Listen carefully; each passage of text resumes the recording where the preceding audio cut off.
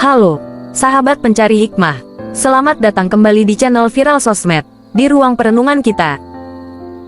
Ini adalah video bagian kelima dari playlist rahasia pembuka Al-Quran. Mari kita lanjutkan perenungan kita.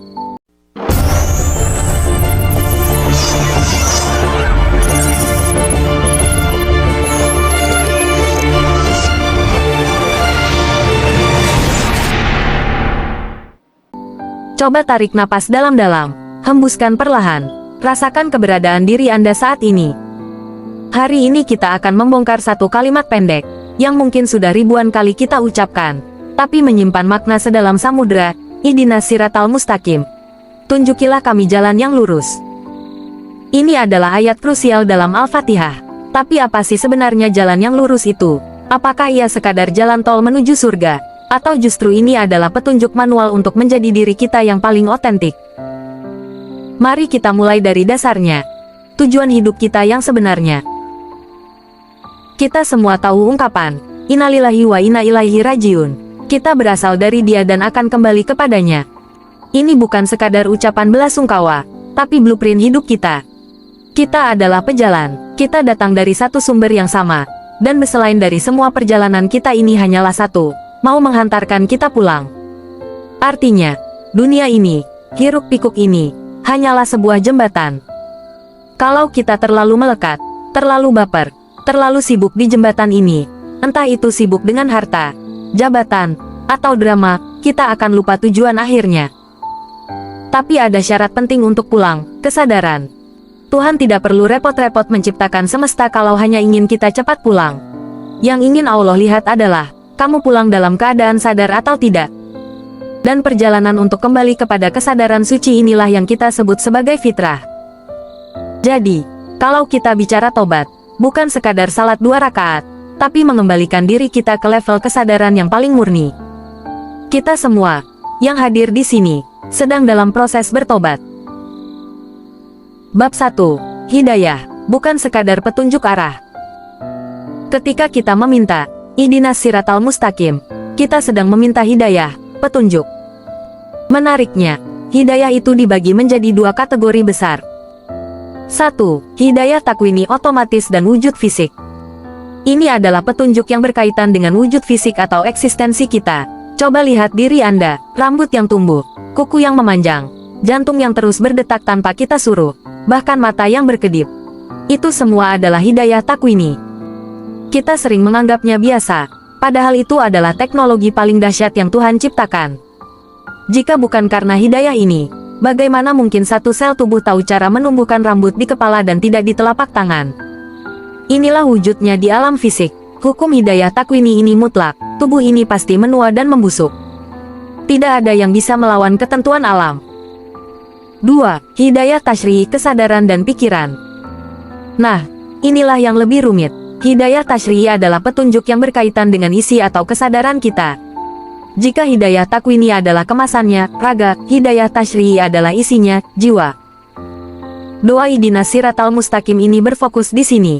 Kita meminta Tuhan memberikan petunjuk kepada pikiran-pikiran kita. Kenapa? Karena pikiran, tanpa petunjuk, cenderung membawa kita menjauh dari rumah sejati kita. Ingat, kita semua adalah Mahdi, calon-calon yang akan diberikan hadiah hidayah. Dan hadiah itu datang dari kemauan, will kita. Kalau kita hanya duduk menunggu hidayah datang, itu tidak akan terjadi. Kita harus bergerak mencari, karena Tuhan tidak akan mengubah keadaan suatu kaum jika kaum itu tidak mau mengubah dirinya sendiri. Bab 2. 3 kelahiran dan jebakan dunia. Untuk memahami peran pikiran, kita harus tahu bahwa diri kita ini punya lapisan, punya beberapa kali kelahiran. 1. Kelahiran biologis vegetatif. Ini saat kita baru lahir, masih murni, hanya raga, kita masih dalam keadaan biological cell.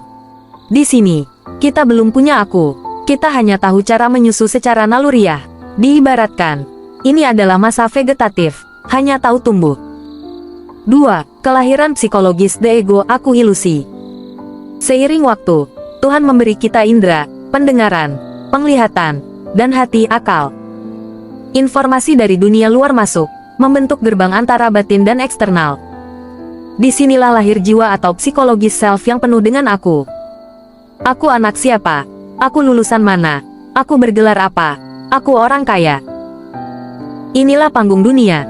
Dan ironisnya, 95% orang terjebak di sini. Kita terlalu sering memakai topeng, topeng jabatan, topeng status, topeng agama, sampai kita merasa topeng itu adalah diri kita yang sejati. Di tahap ini, jika kita hanya fokus pada kekayaan untuk diri sendiri tanpa mempedulikan orang lain, kita tidak jauh berbeda dengan binatang ternak, seperti yang disebutkan Al-Quran Al-A'raf 179. Kita adalah hewan yang diberi kesempatan untuk berpikir, tapi jika akal tidak digunakan, ya apa bedanya? 3. Kelahiran spiritual fitrah sejati.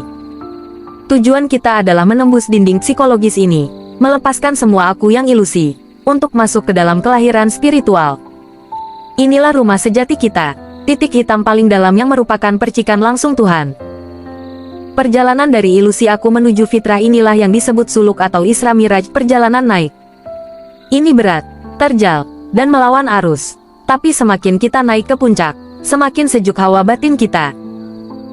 Sadarilah, kesejukan batinmu menentukan kamu ada di level mana dalam perjalanan menuju Tuhan. Sejuk bukan berarti tanpa masalah, tapi mampu menyejukkan diri dari dalam. Bab 3. Jalan lurus adalah kekuatan dan kreativitas. Jadi, apa makna mendalam dari, tunjukilah kami jalan yang lurus? Jalan yang lurus bukan berarti jalan yang lempeng tanpa rintangan. Justru, jalan yang lurus Siratal Mustaqim, adalah jalan di mana setiap incinya kita lalui dengan kesadaran penuh. Saat kita meminta petunjuk, kita tidak hanya meminta Allah menunjukkan arah. Kita meminta kekuatan dan bimbingan agar kita selalu move on dan terus bergerak dalam perjalanan. Jangan pernah berdoa, "Ya Allah, mudahkanlah masalahku." Tapi berdoalah, "Ya Allah, berikanlah aku kekuatan untuk melalui masalah ini dengan kesadaran." Kreativitas melawan penyeragaman. Pikiran kita, jika dibiarkan tanpa petunjuk, akan menjadi kaku dan mudah menghakimi. Ibarat seorang arsitek yang hanya tahu bentuk bulat. Ketika ia membangun rumah, semua akan berbentuk bulat, menolak bentuk kotak atau segitiga. Orang yang hanya tahu bulat inilah yang gampang sekali mengkafirkan, menyalahkan, dan menerakakan orang lain. Ihdinas Siratal Mustaqim adalah seruan untuk kreativitas. Tuhan menciptakan dunia dengan bentuk yang tak terbatas. Syariat itu kreatif. Ada yang salat tarawih 8, ada yang 20, ada yang kunut, ada yang tidak. Penyeragaman adalah pembunuh kreativitas. Maka, jalan yang lurus adalah melatih pikiran untuk selalu sadar bahwa segala sesuatu pasti berubah dinamis. Selalu mencari kemungkinan possibility yang baru. Kita diberi pikiran, dan tugas kita adalah menggunakan pikiran itu untuk pada akhirnya melampaui pikiran beyond the mind. Penutup, nikmat yang sejati. Kesimpulan kita hari ini sederhana. Hidayah takwini, biologi, menuntut kita bersyukur dengan wujud fisik kita. Hidayah tasyri, psikologi, menuntut kita memohon petunjuk agar pikiran kita meniti ke dalam. Nikmat itu, pada awalnya, mungkin kita rasakan dari mobil baru atau jabatan tinggi. Tapi nikmat yang sejati adalah ketika kita bisa melihat bahwa segala sesuatu di sekitar kita, dari angin yang menyapa, masalah yang datang, hingga keindahan yang terpampang, adalah tariannya Allah. Maka, mari kita ubah fokus kita. Saat salat, jangan hanya membunyikan Al-Fatihah. Ber-Al-Fatihahlah, rasakan setiap kata, resapi setiap makna. Ya Allah, Ya Rabbana, berikanlah petunjuk kepada pikiran kami, karena pikiran inilah yang akan menjadi jembatan bagi kami untuk menembus pikiran itu sendiri, menuju wajah-Mu yang sejati. Semoga perjalanan Ihdinas Siratal Mustaqim kita menjadi perjalanan yang menyenangkan, yang melepaskan, dan membawa kita kepada kesejukan yang hakiki. Terima kasih sudah membersamai perenungan ini. Sampai jumpa di video bagian 6 playlist rahasia pembuka Al-Quran.